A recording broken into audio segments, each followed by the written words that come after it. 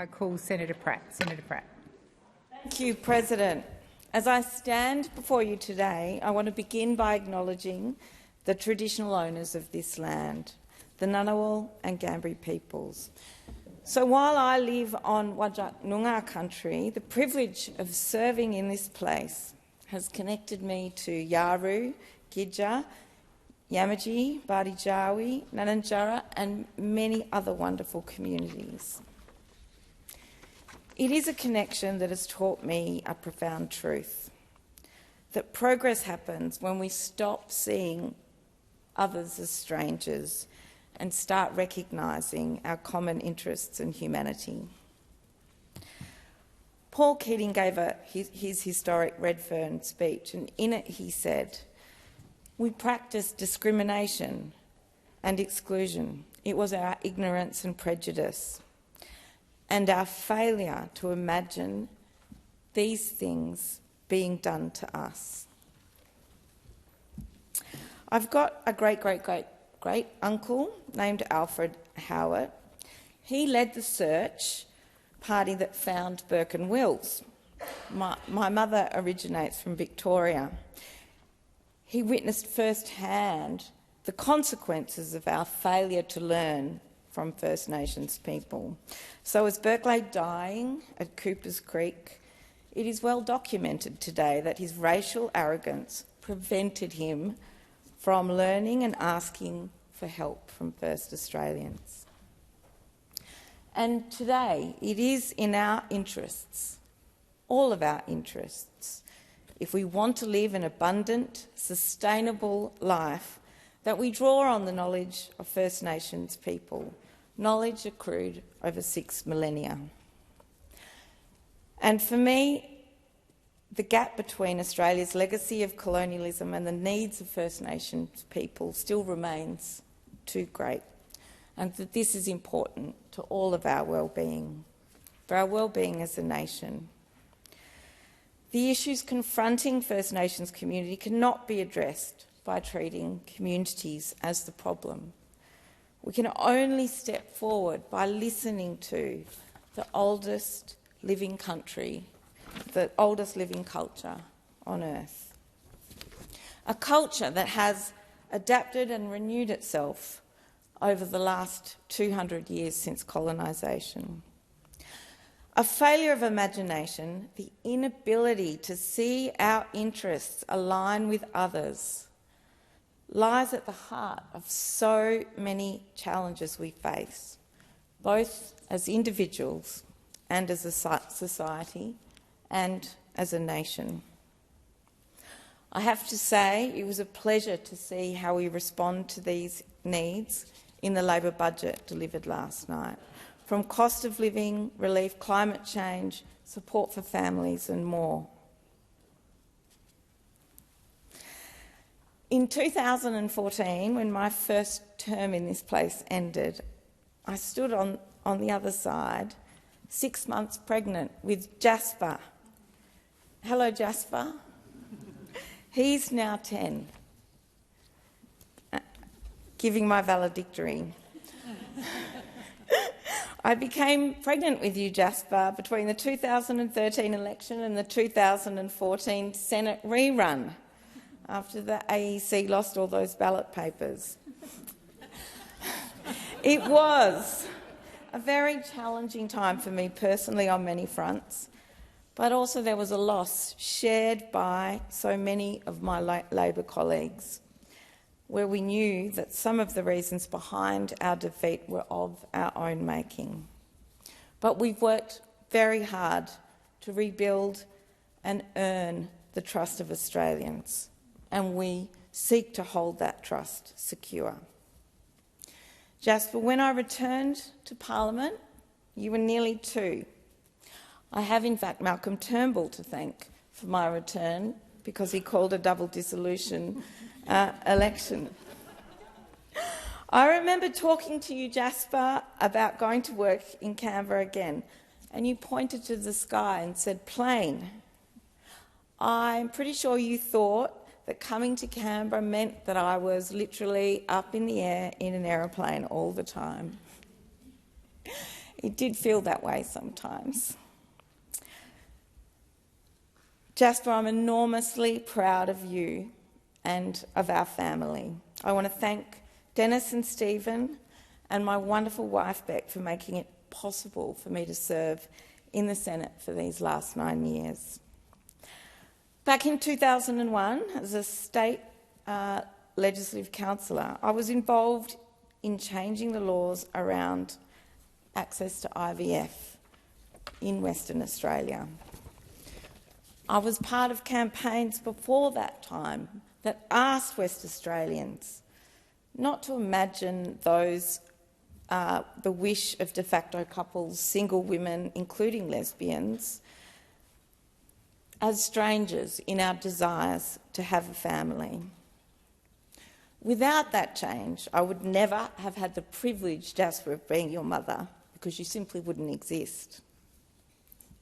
So I know that you know that the work of parliamentarians is important. The decisions we make in this place matter both in Australia and overseas. But to me, Jasper, you're more important than all of that. I know you're upset about missing your school puppet show tomorrow, but thank you for being at this puppet show with me today. We both experience that feeling of missing out sometimes, and this place, like your puppet show, holds a unique magic, a stage on which to recognise and respond to the many issues affecting Australia and the world, with a new iteration of sometimes old debates every year. And in these past 9 years since my return, I really feel they've been incredible, from defending hard-fought Labor reforms in opposition to embracing the opportunities of government. From marriage equality to COVID, from manufacturing to employment, social security, immigration, blocking regressive industrial relations changes, and engaging in ever-evolving debates about rights and freedoms. It has been such a great privilege to play a role in these debates and more. The journey to marriage equality was long and deeply personal, as it is for others of us in the chamber. But I was so proud to walk along in that path alongside so many Australians who demanded fairness and dignity. And I hope that my time in this place has shown young queer LGBTIQ+ Australians that there is a place for them in politics and in shaping our country's future. On that note, Senator Wong, thank you for placing me on the committee that established the guardrails for implementing marriage equality, and it was such a great pleasure to work with you, Senator Dean Smith. We need strong institutions that listen to citizens, and the Senate's capacity to do that is indeed a powerful one. And of course, in this context, Senate committee work is key. When compared to other upper houses, our role in reform through our committees exceeds that of other parliaments around the world.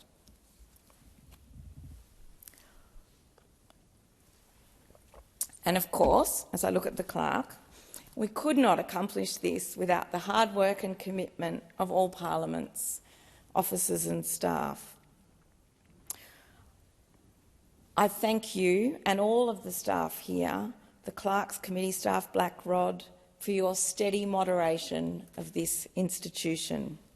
I also thank security, Comcar drivers, cleaners, catering staff, the library, building services, the Parliamentary Budget Office, attendants. You all make this place function, despite the tendency of politicians to create chaos by sitting late and engaging in heated debates, as we may well do tonight.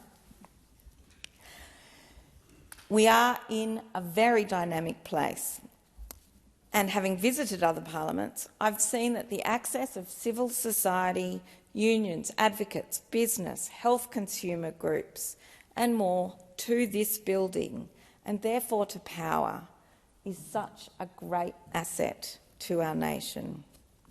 This openness is special. Please protect it. It helps us recognise the issues that are important to the nation.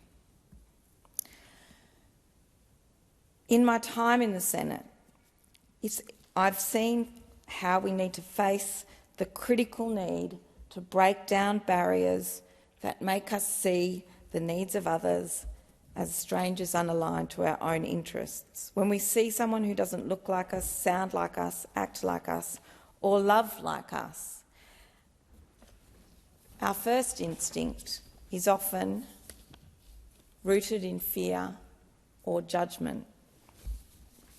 There's a popular quote on TikTok at the moment from US Governor Pritzker. He said, "We survived as a species by being suspicious of things we are unfamiliar with." But he goes on to say, this instinct, this animal brain, it limits our potential. When we fail to evolve past these primal urges, our thinking lacks imagination and creativity. Our problem-solving becomes narrow and ineffective. And most importantly, we miss the opportunity to learn from and connect with the rich diversity of human experience around us. I've witnessed this throughout my parliamentary career, from the struggles for marriage equality to the recognition of First Nations voices, for the fight for transgender rights, protection of vulnerable Australians from predatory systems like robo-debt.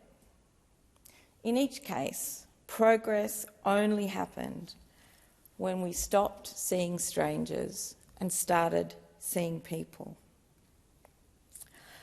I've been reading an essay by Palestinian writer Isabella Hamad. It's titled "Recognising the Stranger." She writes of recognition versus denial. Recognition means acknowledging our shared humanity and the legitimacy of others' experiences, even when they're different from our own. But she also goes on to say, with recognition must come action. She commented on the extremity of language from the Israeli government, dehumanising those being bombed. 50,000 lives or more. But as a nation, we have citizens with interests on both sides of this conflict. And just as the Berlin Wall fell, apartheid in South Africa ended, and all throughout history, great civilisations rise and fall, nothing is in stone. We always have the power and an obligation to look to the future and to shape it with the stranger in mind. The transformative power of recognition I saw firsthand when our party caucus welcomed First Nations voices like Senator Dodson, Senator McCarthy, Mariam Scrimgeour, Linda Burney, Jana Stewart. Our discussions changed fundamentally. Today it feels like we're no longer deliberating on the lives of strangers. We can discuss what is important to us all. And that means a great deal to me. And the same principle applies across every domain in life and decision-making. The success of Australia's response to HIV has always meant not treating those affected with stigma or discrimination. Our progress on marriage equality came when Australians recognised that our relationships and families have the same qualities as any other: love, kindness and support. And our strongest public institutions are those that listen to and serve all citizens, not just a privileged few. And in saying this, I think particularly of Fair Work, Medicare, the PBS, the Net Zero Agency, the Department of Industry even, seeking to drive economic investment and opportunity for communities around the nation. And my best experiences with colleagues in this place have never focused on our differences. We've always sought to replace fear with curiosity.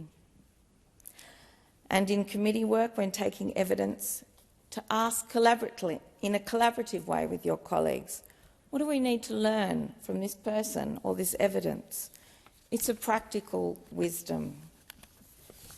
And as a Senate, we should always keep an eye on the need to reform our institutions when they're out of touch, out of date, or leaving people behind, so that all voices can be heard. We want public services to be adequately resourced to respond to citizens' needs, where we recognise that no parent should be deprived of a relationship with their child due to poverty, and no child should be deprived of basic health care like immunisation here in Australia or overseas. A world where we understand that there can be no strangers among us if we are the truly multicultural nation we claim to be. And this is a value in today's day and age, in a complicated world, that we must continue to share. No stranger to us in Palestine or Israel, just as we will move to see no strangers in our support for the end of apartheid. And speaking of strangers, transgender Australians have been talked about in this place by some as if they are strangers to citizenship in their own nation. These debates reinforce harmful stereotypes about how men and women should behave and exist in the world. And this ultimately limits all of us. The policing of who's allowed to have a masculine or feminine attribute. It's a ridiculous debate that distracts from the real issues. To address these issues, we need to listen to transgender people and let them speak for themselves. Extreme debates about same-sex parents or marriage equality are no longer the norm. Australians are listening to transgender Australians, just like they did on the calls for marriage equality. And for us in this place, Australians overall would much prefer politicians to be supporting issues that actually affect their daily lives. They understand that stopping discrimination does not cost money. We can walk and chew gum at the same time. And that these attacks on transgender people undermine the human rights of all. As I leave the Senate, I reflect on what this journey has taught me about the connection between recognition and action. And recognition isn't just an abstract concept, it demands action. And some of the highlights in this place that we've seen from child migrants, institutional child abuse, the apology to stolen generations and veteran suicide. These are all issues we recognise that we have to respond deeply to. And in this context, I'm proud to have stood firmly on the side of transgender rights, sex workers, people living with HIV, vulnerable children, traditional owners, and many other people throughout my career. Recognising that social and economic exclusion means you need to take action, and that taking action doesn't benefit the few, it benefits us all. Deep relationships with brave constituents and advocates has been deeply fulfilling, enriching my understanding and effectiveness as a senator. And from all of these people, I have learned a great deal. Justice cannot be sought and found without people speaking for themselves.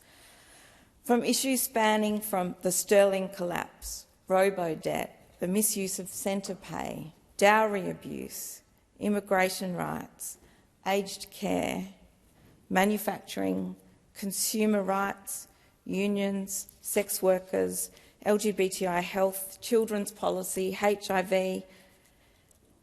All of these groups and advocates have been instrumental in my drive for the pursuit of justice and positive change. When we truly see others in their full humanity, we must not be passive.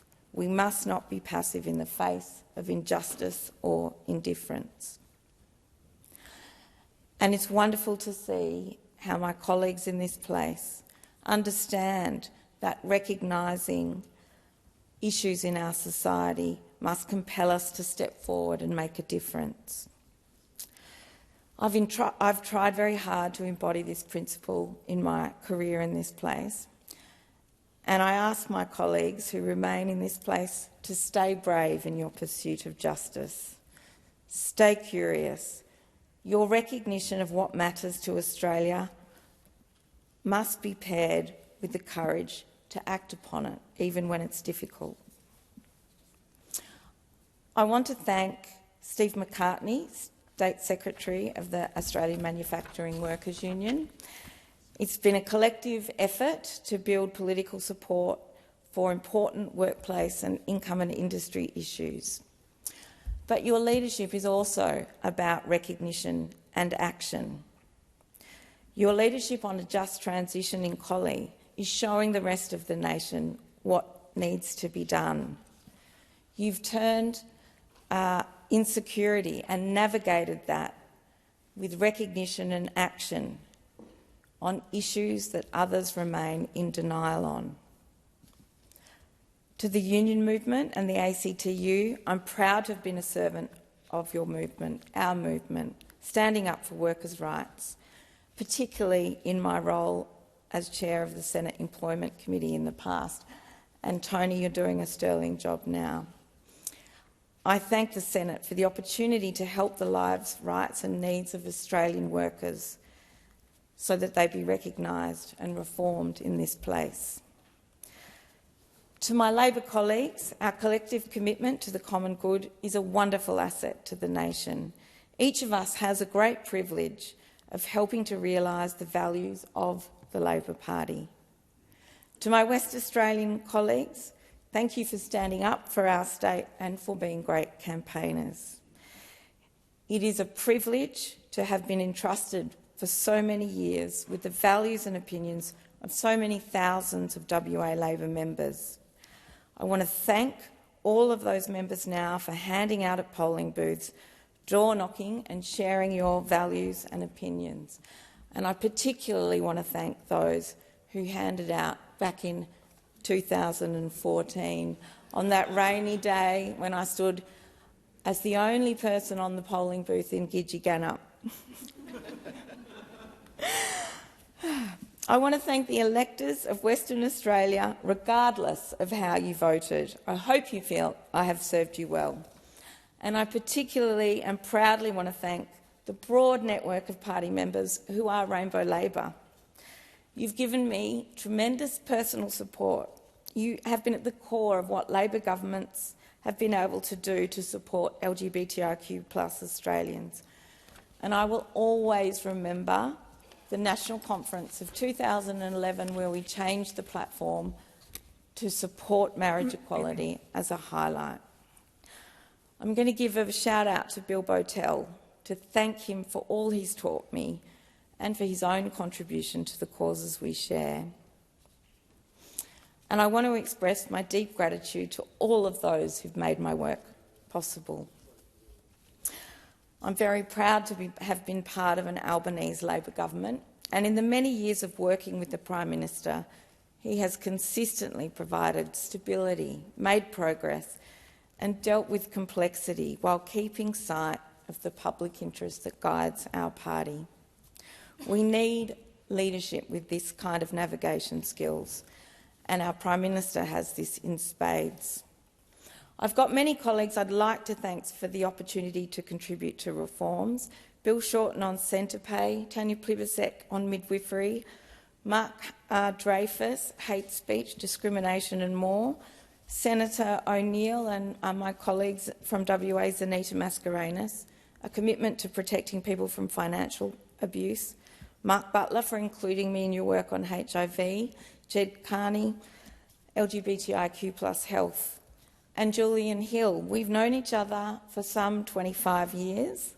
I want to acknowledge the many things we've worked together on, but more than that, more personally for your friendship and drinking tea late at night, sitting in bed like two old nanas. I have a great deal of gratitude to all my colleagues for all this and more. And there are too many other collaborations and outcomes with colleagues to mention at this time and right across the Parliament. But I thank you all. I have friends and comrades who I thanked in 2013 who've remained supporters and allies on this journey, and I thank you again without naming you. Many others I'll never have a chance to thank. But I do want to say thank you to Tim Cahalan. Tim asked me to call him a god or something in this speech. But as a person with a disability, I want to thank you for your visibility and voice in our party and for standing up against robo-debt. Your perspective and advocacy have strengthened the collective work of our movement. Our party is always more effective with diverse voices at the table, so again we can recognise and respond to what's important. I depart knowing that this place is brimming with talent and dedicated Labor ministers who share my values. It makes it easier to leave. I don't need to watch the new feel the need to be on the stage in the next iteration of debates. It does make it much easier to leave. It will soon include Ellie Whittaker, the first female Secretary of West Australian Labor in our more than 100-year history, who's ready to carry the torch. Ellie is, in fact, has worked with me in the past in my office, and I want to thank all my staff for all they have done, for the time spent helping constituents, for listening to people on the phone, for strategising with me, giving me sound advice and keeping me organised. You've delivered a great deal to constituents on issues and things that have affected them that I will never even know of. Nikki McKimmie, thank you. Alison Elgar, thank you. Jamie Page, thank you. And Tanya McCartney, we worked together a very long time. I thank you. I want to thank all of those who've worked with me since I was first elected to the State Parliament in 2001. Your loyalty, dedication, shared commitment to justice, your agency on issues of importance to us is just as important as mine. Ashley, Andy, Alana, John and Kate, just to mention a few from the past. Oh, and Nikki Slevin up there too. I've worked with some of you for such a long time, and long after our work together has ended, our friendships are strong. Finally, to my family, my wife Bek, thank you for marrying me on the 4th of June in 2003. Thank you to my mother Sandra, my father Greg, Nicholas and Fleur. Thank you for making it possible for me to serve and for being there when politics was tough. Whether in this place or anywhere else in our nation, the work we do when we recognise our shared humanity lifts us all up. It elevates us above our animal instincts, above our fears and prejudice, into a place where we can see further and find solutions. And so to all of those I've worked with and made friends with in this place, please don't be a stranger. I still want to look to new horizons with you. Looking to the future, I will draw on my values to help me recognise my next endeavour, whatever that is to be. But I know in the meantime I'm looking forward to school pickups, not missing Jasper's school events, being home for dinner with Bek and Jasper more often. I thank you all for the privilege of serving in this Senate. Thank you.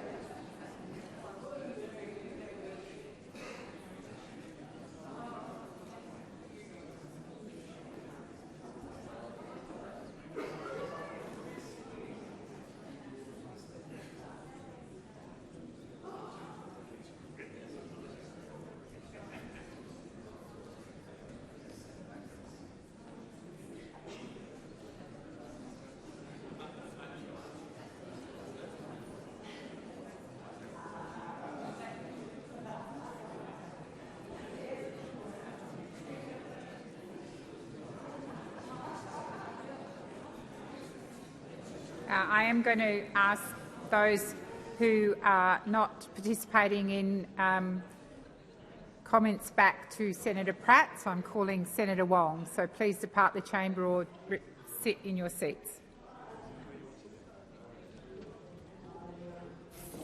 Thank you, President. I think Senator Pratt is still farewelling people, but if she doesn't mind, I might just make some brief remarks.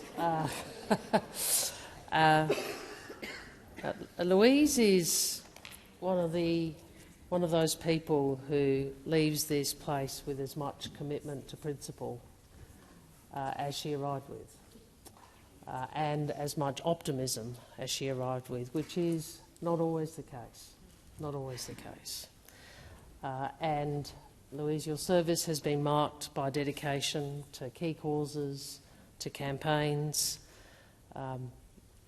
Louise Pratt has always been an activist politician in the true sense of that term, pushing for boundaries, for change, and through her service she sought to amplify the concerns of, address the needs of, but most importantly, bear witness to the perspective and the experience of those who are marginalised, and we saw that again tonight.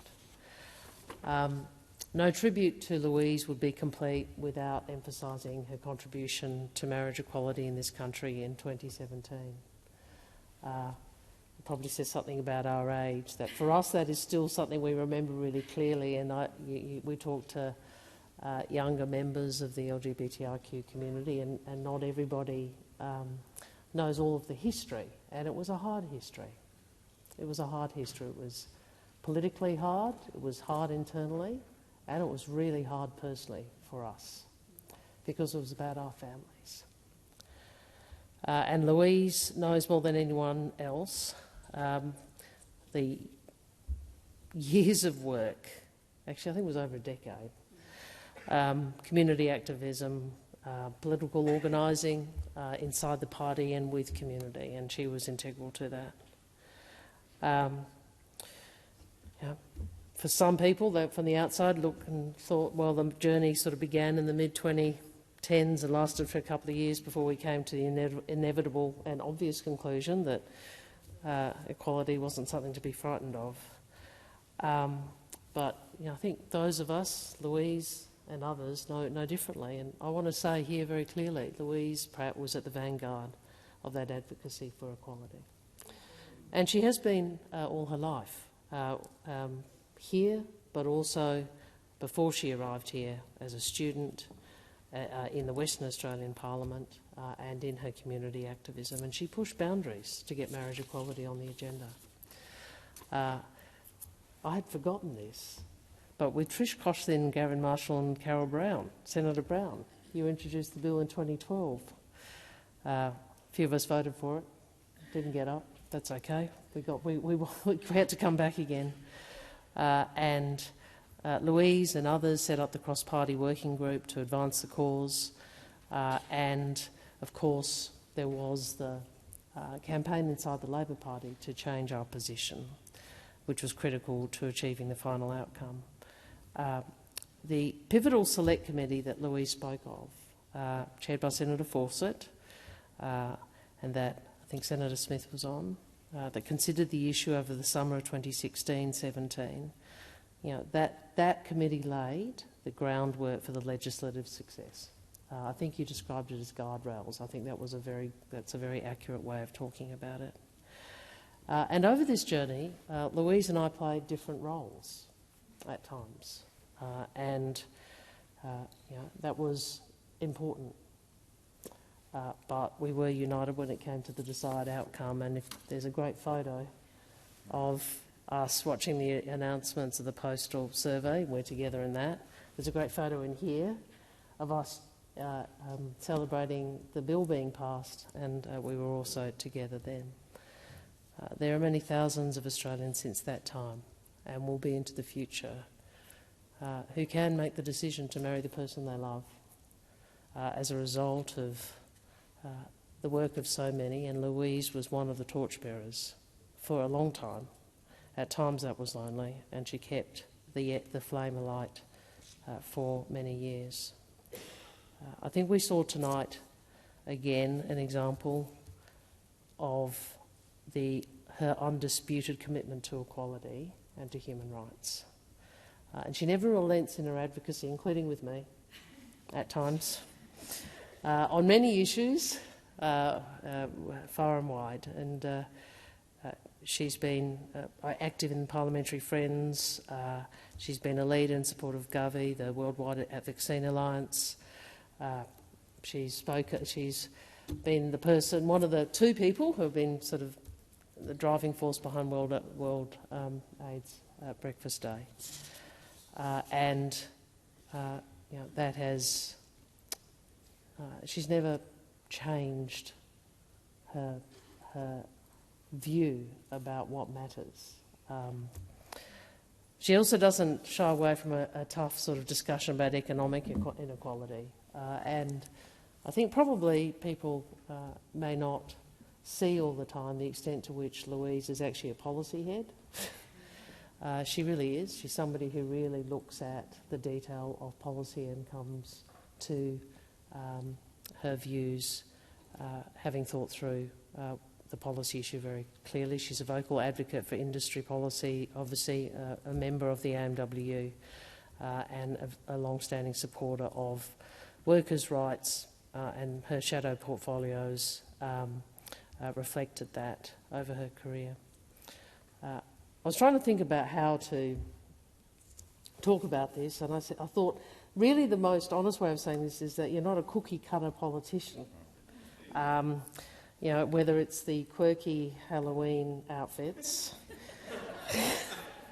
which to me, I think, I have looked at some of the photos Louise has sent me. I thought, oh my goodness, I don't think I could ever wear that ever. But you have so much fun. But also the way you think outside of the square,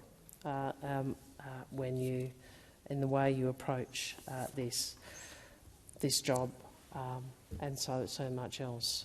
I talked at the beginning about your optimism, and that's an inseparable part of who you are, and it is a real tribute to you that after years of being here, you still have that.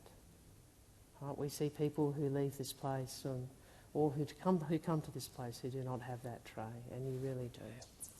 And we are the better for both your optimism and your compassion. Senator Louise Pratt leaves this Senate articulating the same compassion that has been the hallmark of her career. And she leaves it with the same optimism, which is the hallmark of who she is. And I know Louise has a desire to contribute elsewhere. I know she will bring the same energy and dedication to this next phase of her life that she has brought to so many areas of passion during her time as a senator. And to her family, particularly to Bek, I'm sure it will be good to have her back more. But I want to say to you, Jasper, I hope you know it now. But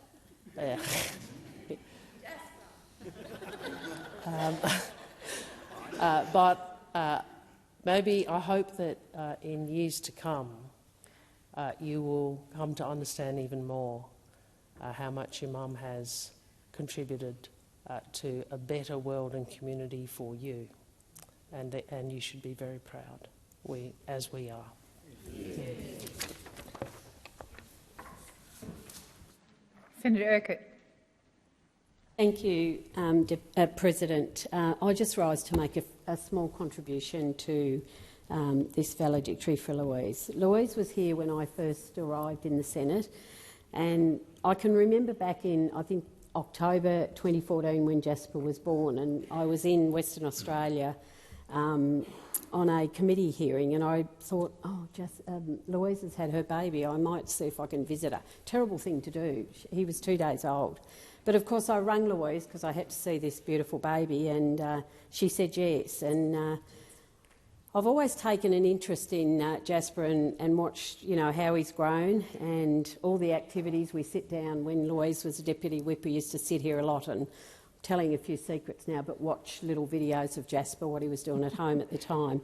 And last year, Louise talked to me about this new puppy that they had and how the puppy had chewed his teddy. So I got to work with my knitting needles and knitted Jasper a new teddy. I hope you still got it, Jasper. Anyway, we've worked really closely on committees and supported each other, but also as whips here for some time. I haven't added up the months and years, but always enjoyed that and spent many hours here together in the chamber. Lou is an AMW comrade. She's a very kind, gentle and compassionate person and a very hard worker. I've watched how she works really hard. Lou is the only person in the Senate that I know who has their own electrical and communications substation under their desk. And for anyone who... it is uniquely Lou. If anyone sat in her desk during a division, they'll know what I mean, and I'm sure it's still hooked up there somewhere. But it is uniquely her, and I don't think anyone else could get away with that in the Senate chamber, but Lou certainly has. Lou, I want to wish you all the very best in whatever your next chapter takes you, and I know that you'll continue to make a really valuable contribution wherever that leads you. So congratulations and best wishes. Senator McAllister. Thank you, President. I also wish to make a brief contribution to the valedictory. I met Louise, I think, in 1996, but it is so long ago now that it is quite hard to establish the precise date, but it means that I have seen Louise's contribution to progressive politics over a very long time. It began long before she came to this place and has continued throughout your time here as a Senator, Louise, and I imagine will continue for quite some time after as well.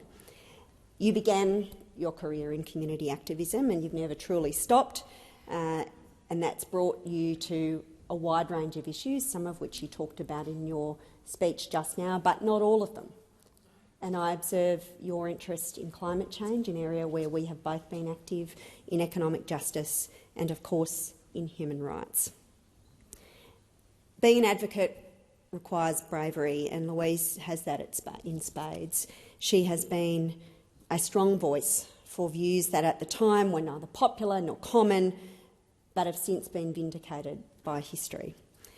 She was the youngest woman ever elected to the West Australian Legislative Council in 2001, and at that time she was appointed to a ministerial committee on gay and lesbian law reform, and the report from that committee informed the landmark reforms that the WA government made the following year. And they included a complete ban on discrimination on the basis of sexual orientation, the granting of the right for same-sex couples to adopt children, a lowering of the age of consent from 21 to 16, the right for same-sex couples to inherit from a deceased partner, and the repeal of legislation which had made it an offence to promote homosexuality in schools. These were important reforms, and they reforms and the reformist drive that you brought to that process you have continued in your other work here. You've been an important formal contributor to this chamber as a shadow minister, a deputy whip and a committee chair. And just important has been the informal contributions that Louise has made as a tireless advocate for workers' rights, for women's rights, for climate and the environment. Louise exemplifies the connection between these issues that is found within Labor, and understanding that solidarity between workers extends to solidarity with other people who endure injustice, and your interest in building the bonds between those groups of people and making progress is something that I think has been a very important feature of the way that you've worked and the contribution you've made to the Labor movement and to the community. I know, because they talked to me about it, that there is a generation of young queer Labor activists for whom Louise has been an immensely important example. If you can't see it, you can't be it. You have been vocal and courageous in taking on discrimination and injustice wherever you have seen it. You've organised across the party for decades, bringing together unionists, activists, NGOs and other parties too. You've provided encouragement and mentorship to decades of staff and party organisers inside and outside of the building, including within Rainbow Labor. And I know that there are many people who have been participants at different times in Rainbow Labor who would acknowledge the role that you played in supporting many, many different people who sought to be active within that movement. Senator Wong talked a little bit about the campaign for marriage equality, and I cannot do it as well as Penny does. But this was a campaign that was conducted in the community, within the Labor Party and the Labor movement, and ultimately in this party. And it is a wonderful thing in the years since that important legislative reform that so many people we know have been able to marry the people that they loved. And I know that those who will follow this debate will understand that this outcome is the product of years of advocacy. There were people within Labor who built the Coalition for Change within the Labor Party, within the trade union movement, with the community.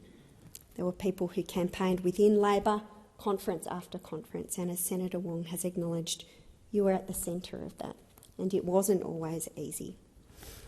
You were there putting the case respectfully but firmly. And of course, once we had changed our position, it created space for further political movement.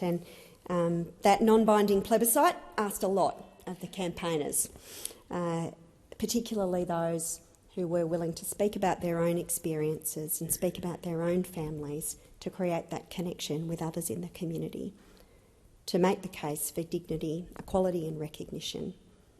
And it is to your great credit, Louise, that you were so important in that, and one that I know many others recognise and for which you should be very, very proud. Finally, I want to say what an entirely decent, compassionate comrade and friend you've been to me, and I know to others in the building. This can be a place where if something difficult is happening at home, it can be a little lonely, and I have absolutely drawn on your support at different times. I thank you for your kindness and compassion and empathy on a couple of occasions when I really needed someone to listen, and I was so grateful for that. And finally, I simply want to say that to Dennis, Stephen, Bek and Jasper, you are getting Louise back. Thank you for sharing her with us for all of this time, and Louise, we wish you the very best in all that is to come. I'm just going to go next. As a West Australian comrade, Louise, you probably won't remember this, but I first met you when you worked for Carmen Lawrence a very long time ago, and I was very impressed. This amazing young woman who was outspoken and really active. It was some community event. I seem to think it was the MUA picket line, but I don't think it quite marries up. But nevertheless, I was very impressed with this young woman who just appeared from nowhere. You are, in Western Australia, a well-known and well-loved member of the Labor Party. You have many followers, and even though cherished is not really a word you associate with politics, you are cherished by the WA members of the Labor Party. We, of course, are members of the left faction, and we have really fought hard in WA to make sure that there are progressive policies in the Labor Party. You have been a very strong advocate for the Metal Workers Union, but not just the metals, for other unions as well.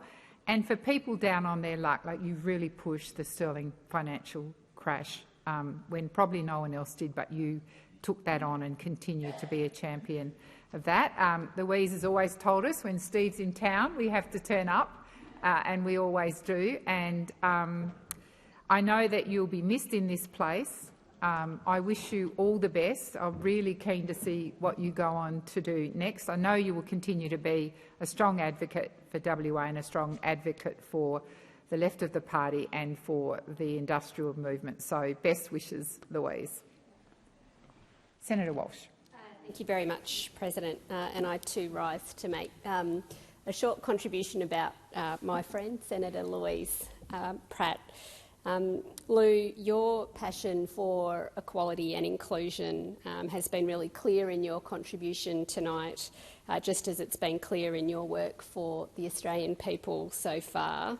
And it's been really clear in the contributions of the leader and others who've spoken here today. But I just wanted to comment on my experience of your commitment to inclusion here in this place, which has been so incredibly valuable to me.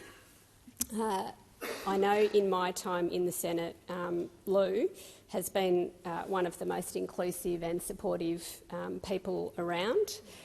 For all of us on this side of the chamber, and I hope across the chamber as well, she's brought a bit of joy every day to this place for many of us. She's brought a flash of colour, some vibrancy, a lot of humour and warmth, which we heard in your contribution tonight as well.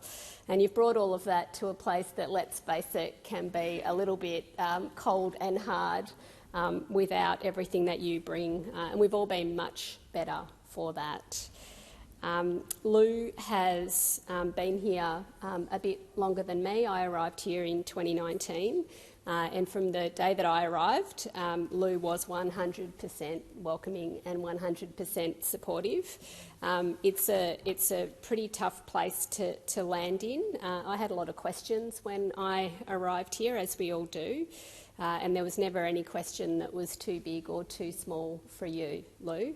And I really appreciate that. I will actually always remember that. Lou is the type of political advocate and the type of person who is always ready to reach a hand out and a hand up to bring everyone along together. And we heard that in your remarks tonight. It's really important that women support other women. And Lou has always done that, both in her advocacy and in her real-world practice too. I know that Lou really knows and practices and demonstrates that when women support other women, we all do better together. We do better as women in our party. We do better as women in our parliament as a whole. We do better as women in our country. And Lou's also been the type of political leader here and in Western Australia who has chosen to use her platform, I think, not just to advance herself, but to empower others and to give voice to others. And I know that LGBTQIA Australians know they have a true friend and champion in Louise from all of the work that she described today, from reproductive health to the hard-fought campaign for marriage equality, through to the incredibly important advocacy for trans Australians that should not be required in this place and should not be required in this country today, but is required today. And I particularly acknowledge the work, Lou, that you've done in supporting young trans people who really need love and support today. And you have that love and support and you just deliver it in absolute bucket loads and boundless ways. Lou is also just as passionate about the Labor movement and the union movement. Also acknowledge the AMWU here today and Steve McCartney here today, and acknowledge Lou's long advocacy for manufacturing workers and for women workers, including vulnerable women workers like sex workers who you spoke about tonight. And I know that everyone that you fought for really thanks you for your advocacy. To Bek and Jasper and also Lou's mum Sandra, as well as Dennis and Stephen, I hope you're all as proud of Louise as all of us are here.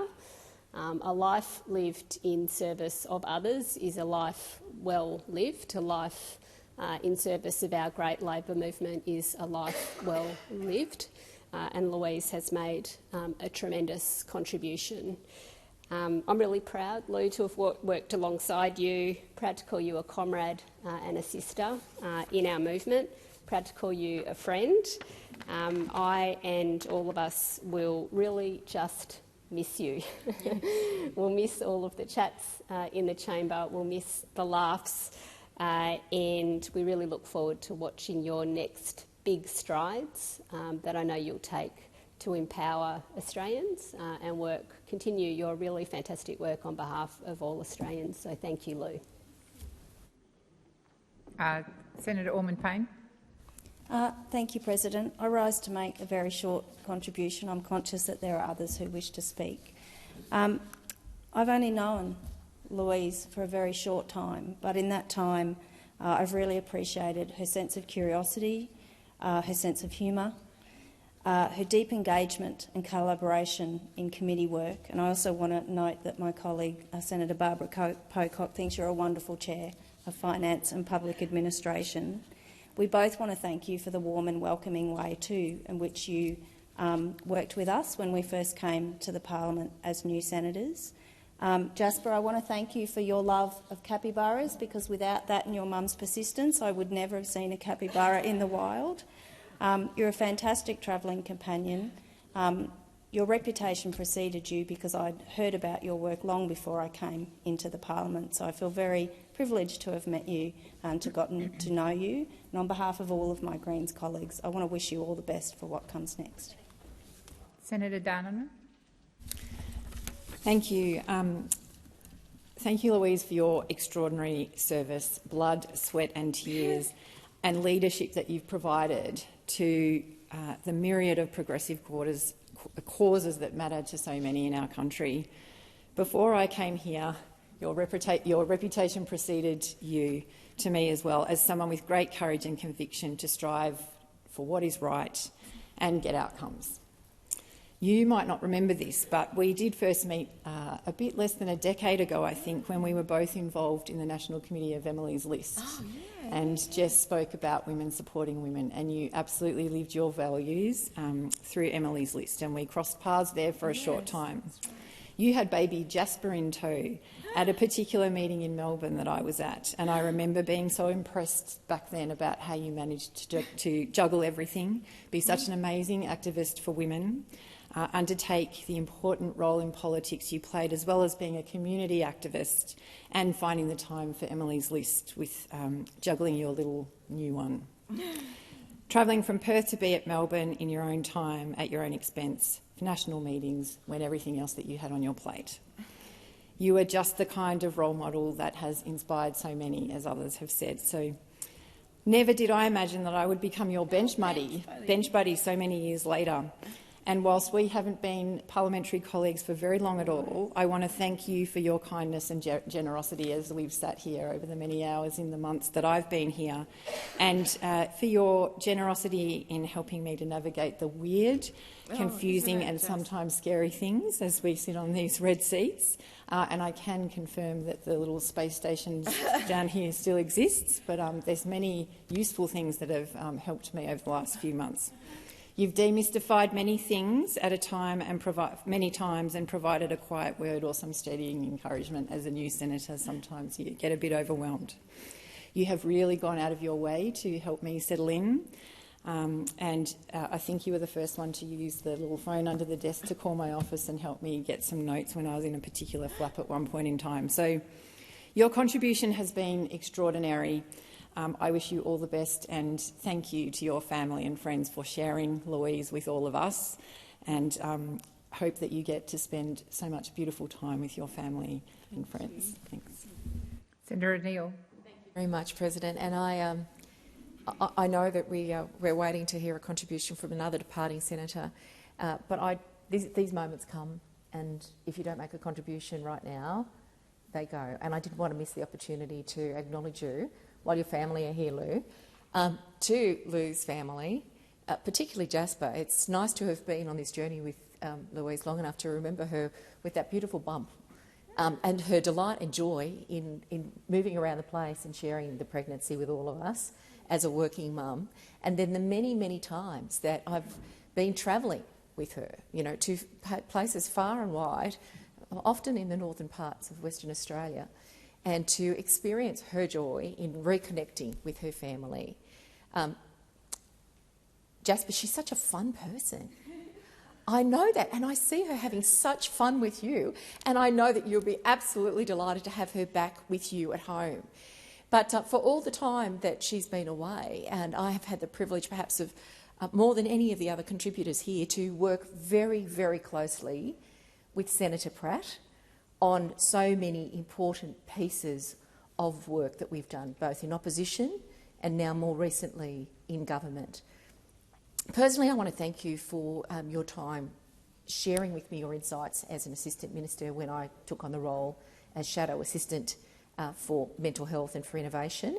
That was profoundly personally helpful, and I think the stories that we're hearing from everybody is that somehow Louise Pratt has a homing beacon for finding people at a moment where there's a learning opportunity for us to pick up on her wisdom and her insight. But it's just this kindness thing. And when everybody forgets everything that you do, what you produce and what you create, if the last thing that they remember about you is how kind you were, you're in that club. You're in that club. And that is part of why you have been so successful, I believe, as a senator. Because what's driven Louise is not personal interest, not professional path-making to a particular personal end, but a deep and abiding belief that people who have been done wrong, and I would put in the Christian tradition, the language that brings me to this place, the option for the poor in theology is manifestly obvious in you. So what we see, I think, through the work in the Corporations and Financial Services Committee is Louise's determination. And I see Senator Scarr here, who has been your partner in profound endeavour on behalf of people who were unbelievably exploited by financial instruments that were established determinedly to exploit people in the Sterling matter. And people talk about, you know, a dog with a bone, or she was like a terrier. But that is about the explosive energy of keeping going, and you certainly have that. But Louise has a very secret weapon, and it is this very, very deep and authentic sense of her responsibility as a servant of the nation in this place to stand up for people who have no one else to stand for them. So thank you for your remarkable contribution. She's a serious person, but she's also incredibly fun. And I hope that you have a wonderful, wonderful time in the years that follow your contribution to the Australian nation through your role here in the Senate. Thank you. Thank you, Senator O'Neill. Thank you. Thank you very much, Senator Pratt. I think you're free to go if you choose. Authorised by E. Whittaker, Australian Labor Party, West Perth.